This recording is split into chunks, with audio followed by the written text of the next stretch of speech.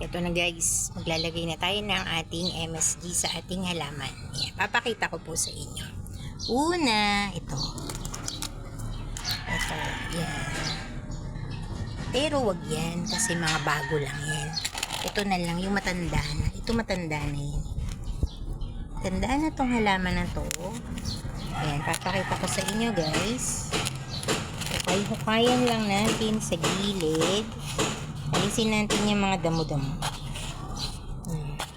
Hukay-hukayan. Tapos, lalagyan na natin ito. Konti lang. Ayan. Tapos, tabunan ng lupa. Ayan. Dito naman sa kabila. Lagyan natin ng konti pa. Ayan. Tapos na.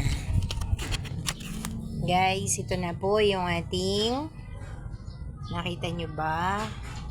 Ito po yung ating bougainvillea na nilagyan natin ng MSG. Titingnan natin kung siya ay gaganda, kung siya ba ay tataba. Pero alam nyo po ngayon, ang bougainvillea hindi talaga madalas mamumulaklak kasi madalas po siyang nauulanan. Ayan. Pagka po ang bougainvillea ay madalas na nauulanan, hindi siya masyadong nagiging mabulaklak. Diba? Kaya ito po pwede rin naman natin siyang ilagay sa hindi nauulanan kung gusto natin siya ay mamulaklak.